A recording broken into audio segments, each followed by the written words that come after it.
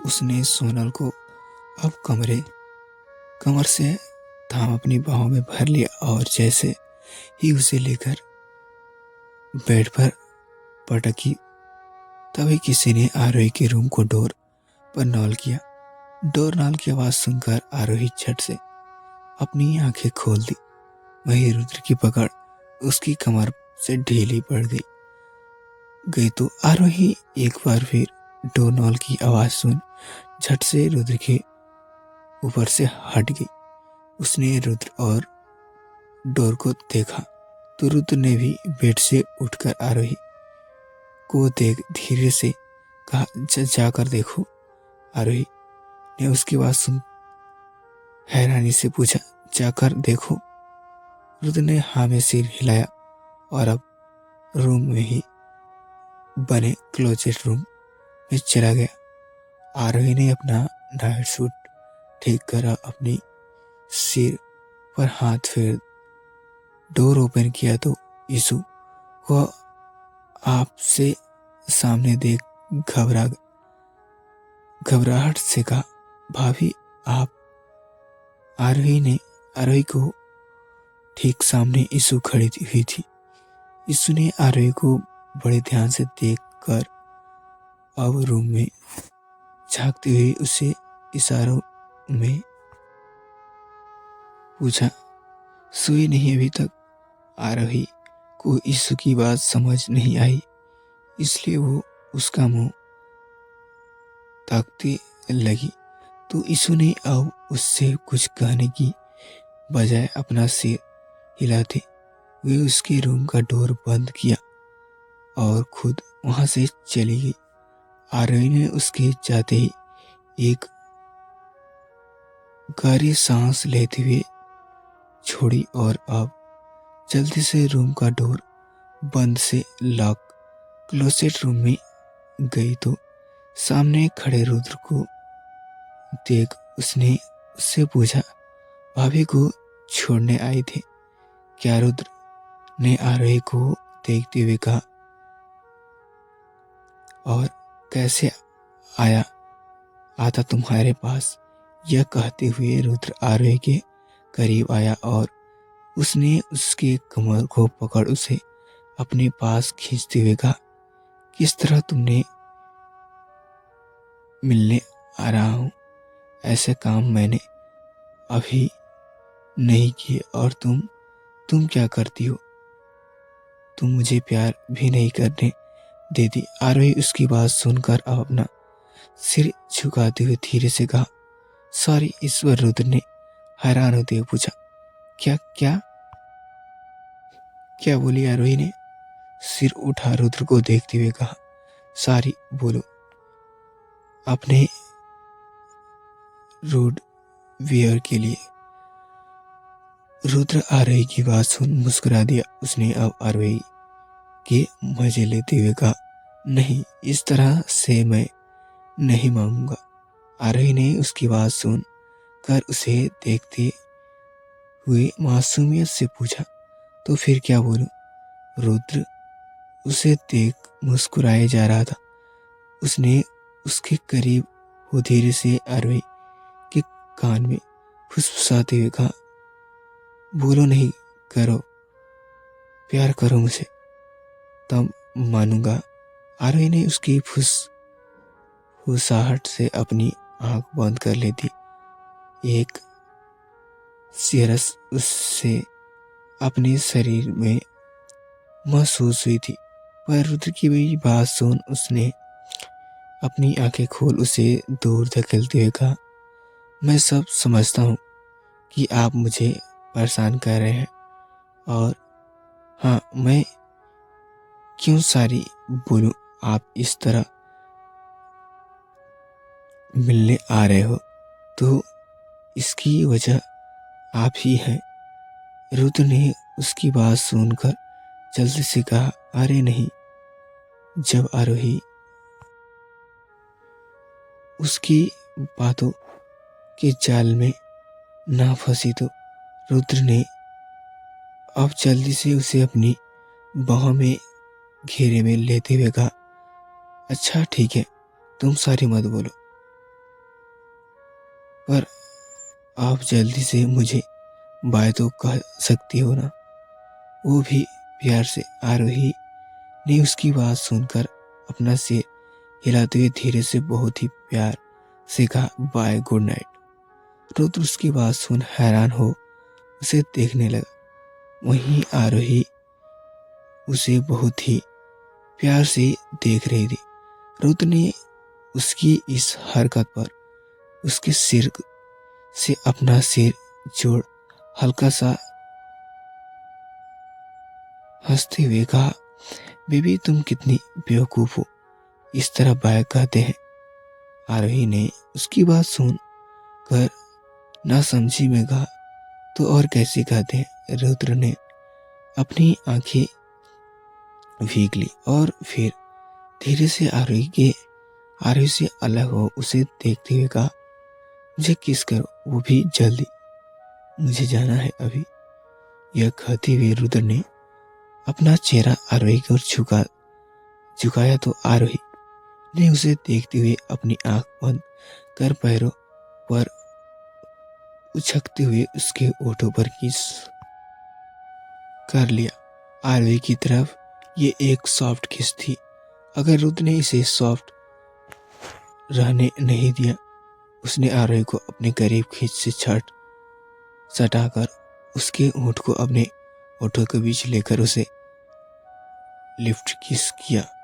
कुछ देर बाद दोनों अगर हुए तो रुद्र की पैशनेट किस की वजह से आरोही की सांसें बेकाबू हो चुकी थी।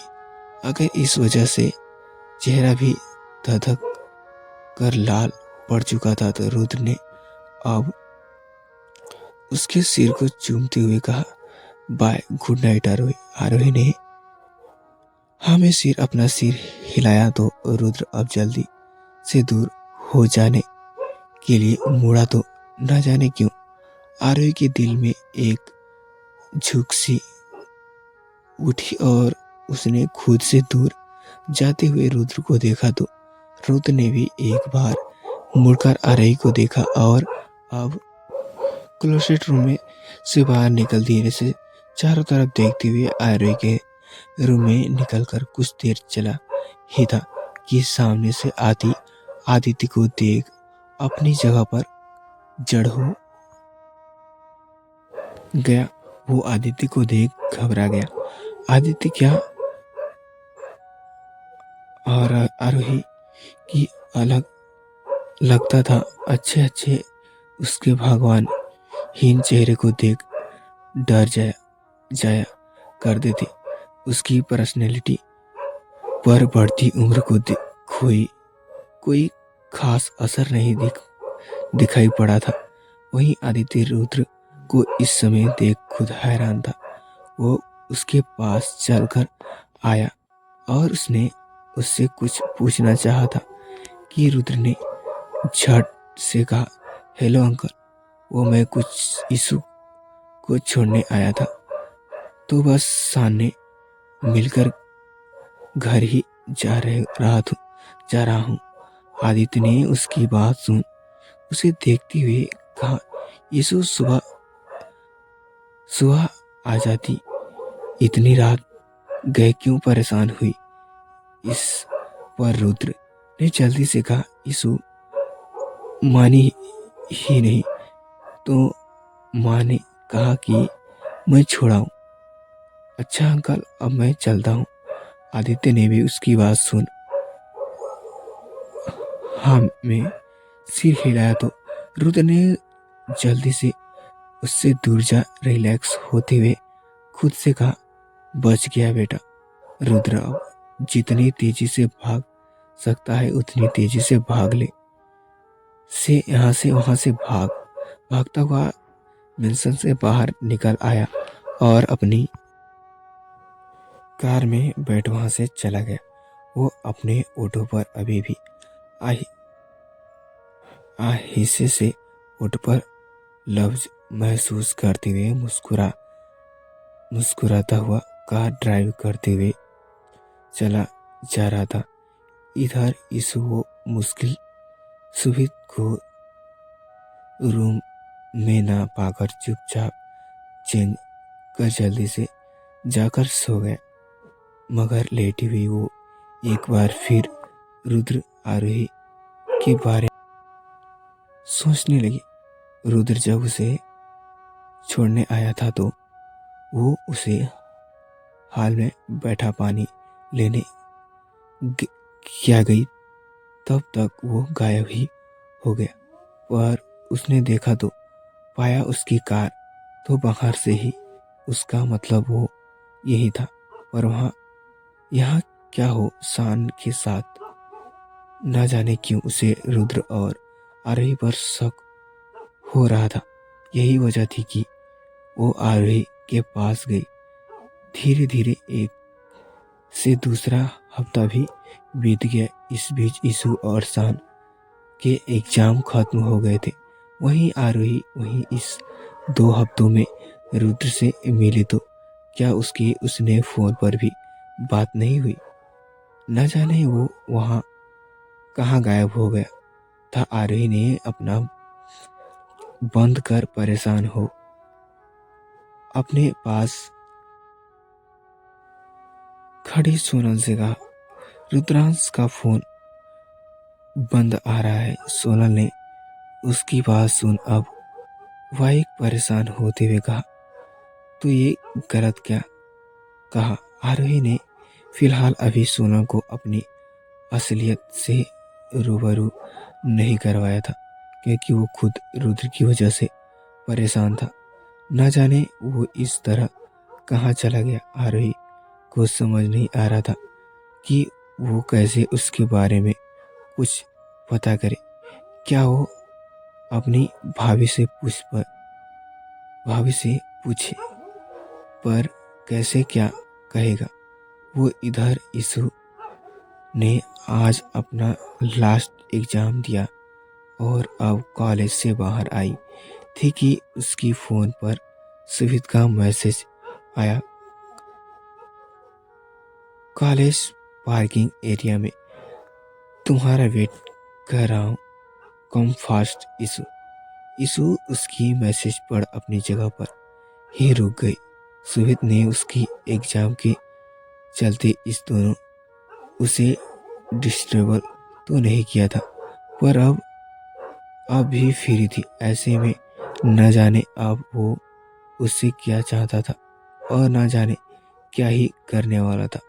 वहीं दूसरी तरफ रुद्र के घर पर निखिल ने रुद्र का गिटार फेंकते हुए कहा, तुम्हारी हार जीत पूरी की है। उसका ये सिला दिया है कि तुमने मुझे कहीं मुंह दिखाने लायक नहीं छोड़ा। रुद्र ने अपने फेवरेट गिटार को टूटते हुए देख आंखों में नमी के साथ कहा, पापा आप मुझे गलत समझ रहे हैं, मैंने कुछ नहीं किया। मैं वहां गया जरूर था, बट मैंने ड्रग्स नहीं लिए थे। निखिल ने रुद्र की बात सुन एक जोरदार थप्पड़ सभी घर वालों के सामने उसे लगाते हुए कहा, बस कर, नशे की हालत में धुंध थे तुम, रिपोर्ट्स देखी अपनी, फिर भी मुझसे झूठ बोल रहे हो।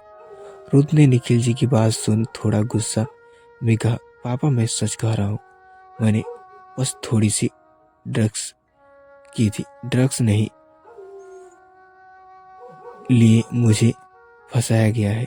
निखिल रुद्र की तेवर देख गुस्से में बाहर आया और उसे एक बार फिर मारने के लिए आगे बढ़ा तो मयंक ने जल्द से बीच में आ रुद्र को पीछे कर उसका साथ देते हुए कहा, भाई मुझे भी यही लगता है, रुद्र ऐसा कुछ नहीं कर सकता। इस पर निखिल ने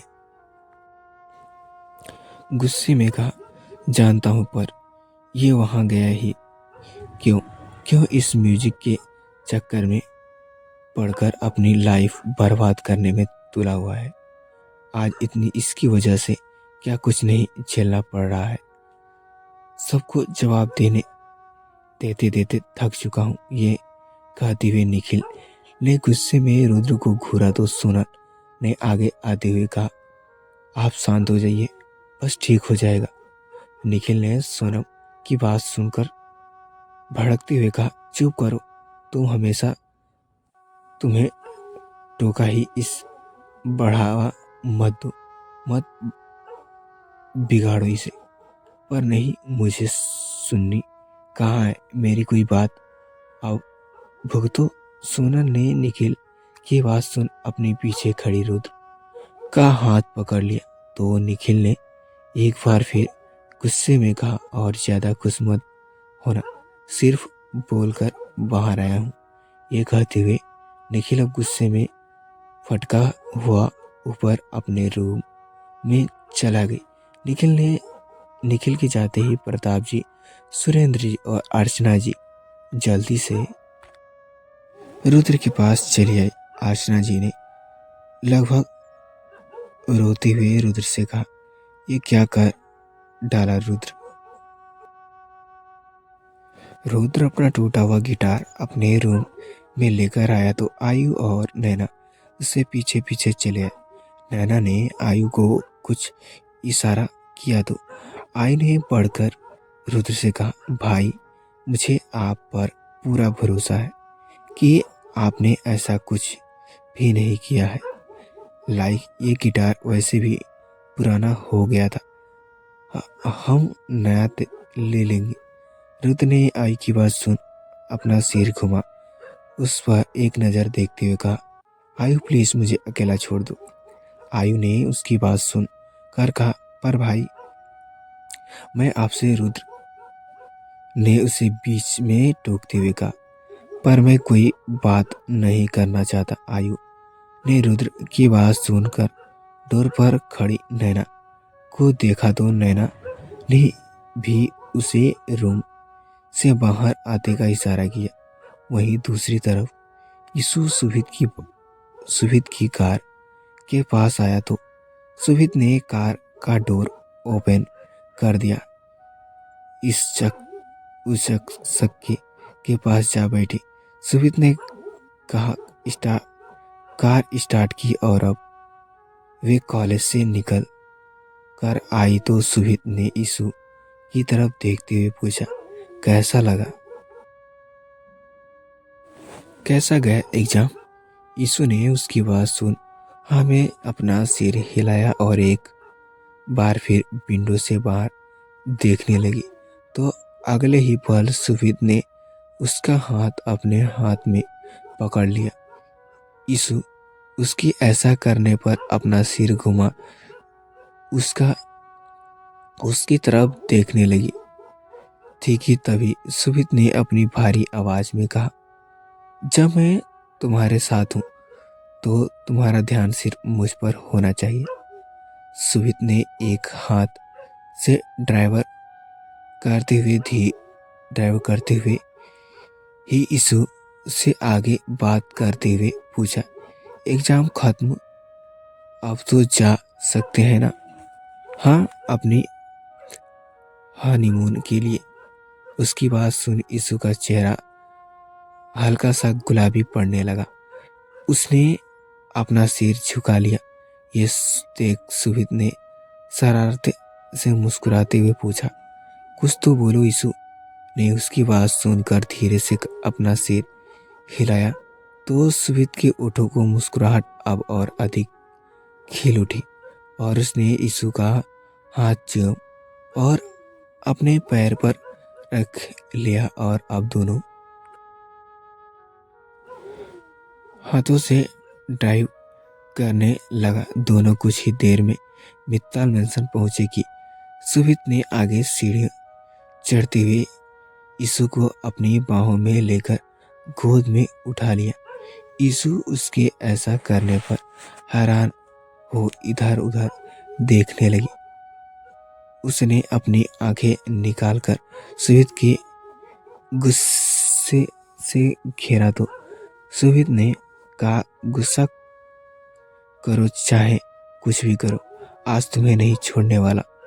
पूरी दोनों वे बहुत ज्यादा ही दूर रह लिया तुमसे। ये सब कहते हुए रुद्र सुमित यीशु को अब अपने रूम में लेकर आया और उसने जैसे ही यीशु को बेड पर बैठाया था कि उसकी हेडफोन से पड़ा उसका फ़ोन बजने लगा। सुमित ने फ़ोन की आवाज़ सुन जल्दी से यीशु का हाथ पकड़ते हुए कहा, मैंने कहा ना कि अभी बस तुम्हारा पूरा ध्यान मुझ पर होना चाहिए। सुमित ने यह कहते हुए अब यीशु पर झुकने लगा था कि तभी एक बार फिर यीशु का फ़ोन बजने लगा तो सुमित ने गुस्से में चिढ़कर उसका हैशबैग लेकर दूर काउच पर फेंक दिया। यीशु ने उसकी इस हरकत पर आई होप फ्रेंड्स, मैं ऐसा करता हूँ स्टोरी आपको अच्छी लगी होगी। तो फ्रेंड्स, ये स्टोरी आपको अच्छी लगी प्लीज़ हमारे चैनल पर नए हैं चैनल को सब्सक्राइब करके और बेल आइकन के ऑल पे प्रेस कर दें ताकि कोई भी वीडियो नोटिफिकेशन आपको सबसे पहले मिले। तो फ्रेंड्स, आप हमारे चैनल पर नए हैं तो प्लीज़ हमारे चैनल को सब्सक्राइब कर लें। आप लोग 1K के करीब में हैं तो प्लीज़ आप हमारे चैनल को 1K सब्सक्राइब यानी कि 1000 सब्सक्राइब जल्द ही कंप्लीट करा देंगे। तो चलिए दोस्तों, मिलते हैं एक नई स्टोरी नेक्स्ट पार्ट में। तब तक के लिए bye bye. Thank you for watching my video. धन्यवाद।